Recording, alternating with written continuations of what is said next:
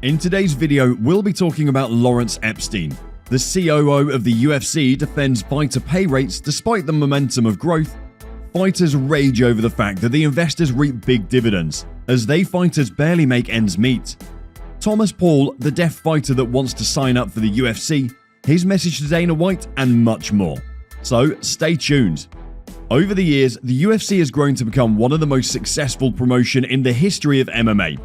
However, there remains just one issue that always makes most critics to raise eyebrows, and that's the issue of the fighters' payroll. Lots of critics strongly believe that fighters in the UFC only get a minor share of 16% of the total revenue that comes to the UFC for every event. The COO of the UFC, Lawrence Epstein, has stepped out to say that there's no truth in what the critics are saying. According to Epstein, the criticisms are completely disingenuous. Epstein claimed that most of the revenue that comes to the UFC is used by the promotion to grow the brand around the world. Epstein also added that every UFC promotion is fully handled by the UFC, unlike other sports, and this costs money. Epstein listed 3 factors that have brought about this talk about fighters' pay: Jake Paul's involvement in the matter and how he flexes on the sums he makes, fighters going public with contract negotiations to gain public backings that they can leverage to their advantage, workers in America asking for increase in their salaries. Epstein stated, "Someone like Jake Paul profits from the attention economy, where the more attention you get, the more money you get." Furthermore, the UFC also argued they've helped many fighters to get endorsements, and that they've also provided fighters with marketing platforms that they can use to amass wealth in their own hands, like Conor McGregor or Ronda Rousey. Surprisingly, most of Epstein's arguments were countered by critics. Beginning with the fact that the critics did not just come up with claims about the revenue shares. The UFC did so themselves when they disclosed their revenue share figures as part of the antitrust lawsuit. And as for the factors that Epstein raised, Jake Paul might be seeking attention. Yep, that does affect the validity of the points that were raised. Do you believe that Jake Paul is a major spark to the flame of UFC pay gap? Comment below. Former fighters at the UFC have come out to say that the UFC are paying the promotion's investors way more money than they should, while the fighters that are making the money are barely able to survive. The investors in the UFC, which includes actor and producer Mark Wahlberg, Academy Award-winning actress Charlize Theron, and Brazilian model Gisele Bündchen, reportedly got a one-time dividend payment of $300 million out of the $350 million cash reserve. Kyle Kingsbury, who is among 3 former UFC fighters currently suing the company, noted that Dana White's tips to the waitress alone was equivalent to his wage as a fighter. "I heard about Dana tipping a waitress $10,000, and that was my wage as a fighter," said the former UFC fighter. This lawsuit is presently before a federal judge in Las Vegas, Richard Boulware. Lots of people are currently waiting his ruling, and this includes both current and former fighters in the UFC. Any decision taken by the judge will determine whether more fighters will join the suit or not. In response to these claims, the UFC has stated in court papers that such issues should be brought before the Federal Trade Commission and not a jury. After all the measures to get a fight have proved abortive, Nate Diaz has gone to the extreme by resorting to public urination to get what he wants. Diaz shared a photo on Twitter last Thursday where he was urinating outside the UFC Performance Institute in Las Vegas, Nevada. Diaz feels he's been neglected from any up-and-coming signings and finished off his rant with another tweet. Posted a middle finger emoji, and it was directed at the Venom UFC Gear 2, which is the official uniform partner of the UFC. He has 1 fight left on his current deal but remains without an opponent. Let's see what the UFC reacts to this one.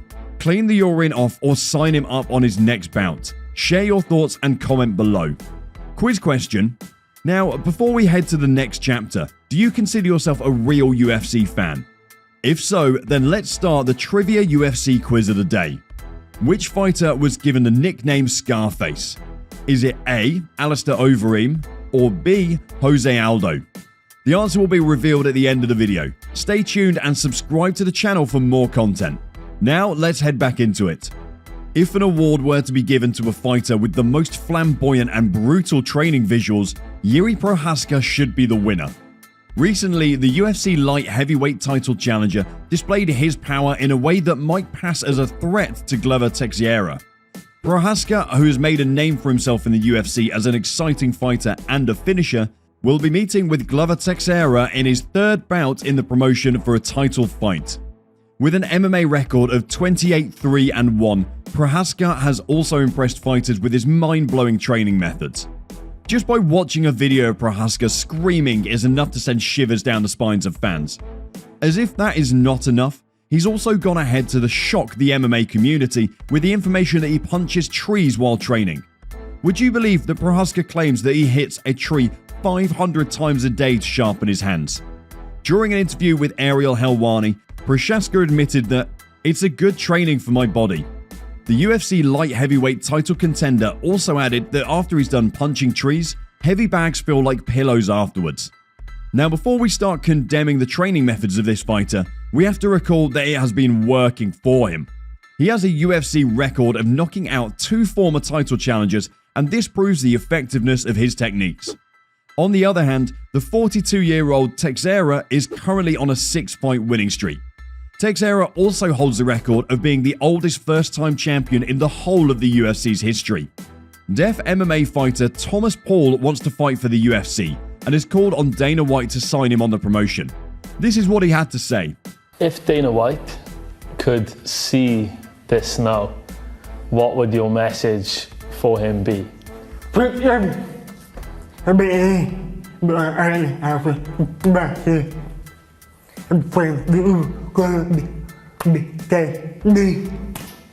might be deaf, but he is not a newbie in MMA. He's currently a 2-division champion for a UK-based MMA promotion, Golden Ticket.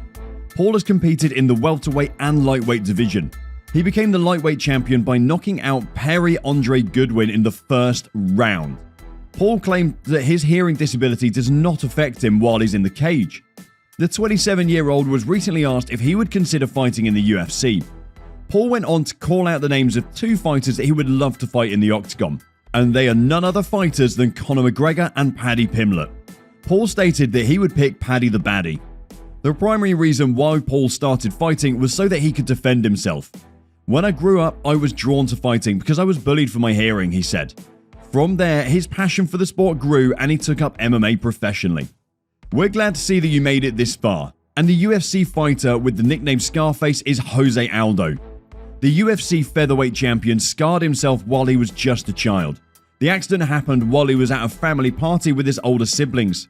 One of his siblings threw a crib at his sister. Unfortunately for Aldo, he landed on the barbecue with his face first. This left him with a permanent scar on his face, hence the nickname Scarface. Hope you enjoyed today's episode. Don't forget to subscribe to this channel and also turn on your notifications. We'll be reading out our top comments in the near future. And make sure to watch our other videos to find out all the latest news in MMA.